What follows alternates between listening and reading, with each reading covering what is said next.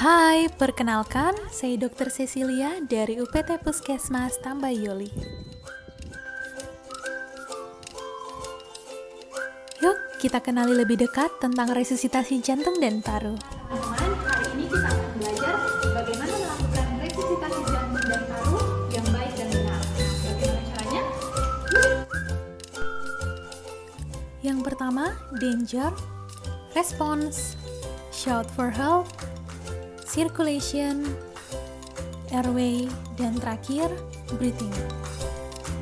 Ketika menemukan orang dengan keadaan tidak sadarkan diri, apa yang harus kita lakukan?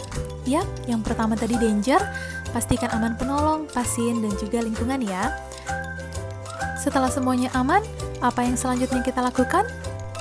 Cek respon, teriak, "Bapak, Ibu, bangun!" Tepuk bahunya dan berikan rangsangan nyeri. Nah, bagaimana jika tidak ada respon sama sekali? Shout for help atau panggil bantuan, dan ingat tetap untuk berada di samping korban. Langkah selanjutnya yang kita lakukan adalah melakukan pengecekan nadi. Di mana posisinya? Yang pertama di arteri karotis, tarik dari tengah leher ke arah samping, kemudian lakukan penekanan. Kedua di arteri radialis, yaitu sejajar dengan ibu jari. Nah, seperti ini posisinya, teman-teman bisa lihat di gambar ya. Kemudian jika tidak ada nadi, segera lakukan kompresi dada dan ventilasi atau bantuan nafas dengan perbandingan 30:2, yaitu 30 kali kompresi dan 2 kali ventilasi. Namun jika nadi teraba, cukup berikan bantuan ventilasi saja 10 kali per menit. Ingat, pengecekan nadi harus dilakukan kurang dari 10 detik. Dikarenakan kondisi COVID saat ini, maka teman-teman cukup melakukan hands-only CPR atau hanya melakukan kompresi dada saja. Berikut teknik kompresi dada yang efektif. Yang pertama, posisikan korban di tempat yang datar dan keras, dan penolong berlutut atau berdiri di samping korban. Letakkan tumit tangan pada setengah bagian bawah sternum atau sejajar dengan puting payudara, dengan telapak tangan ditumpuk dan jari ditautkan. Ingat, posisi lengan harus tegak lurus dengan dada pasien dan siku terkunci. Lakukan kompresi dengan kedalaman 5-6 cm dengan kecepatan 100-120 kali per menit. Ketika melakukan RJP, lakukan penekanan dengan cepat tapi jangan terlalu keras. Biarkan dada kembali mengembang sempurna dan kurangi adanya gangguan. RJP kita lakukan sebanyak 5 siklus atau kurang lebih selama 2 menit. Di mana satu siklus terdiri atas 30 kompresi dan 2 kali ventilasi. Bagaimana jika ditemukan adanya sumbatan pada jalan nafas?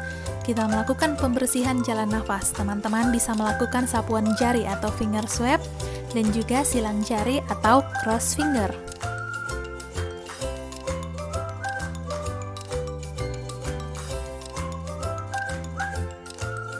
Teman-teman juga bisa meminta bantuan teman lain untuk melakukan pembukaan jalan nafas melalui head tilt, chin lift, dan juga jaw thrust. Jaw thrust dapat dilakukan jika ada kecurigaan cedera pada servikal. Bagaimana cara pemberian bantuan nafas saat RJP?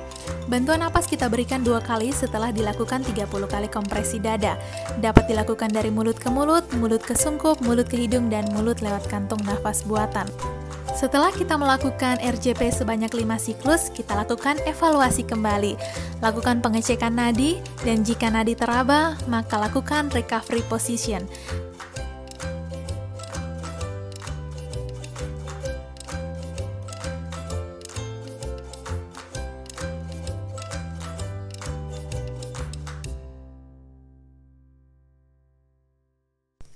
Namun bagaimana jika saat evaluasi nadi tidak teraba? Maka tetap kita lanjutkan RJP kembali.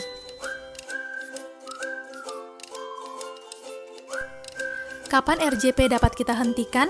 Yang pertama jika RJP-nya telah berhasil, yang kedua penolong telah lelah, ketiga petugas terlatih sudah sampai di tempat, keempat adanya tanda-tanda pasti dari kematian, dan kelima tidak adanya respon sama sekali setelah RJP lanjutan selama minimal 20 menit. Demikian video kali ini, semoga bermanfaat buat kita semua ya.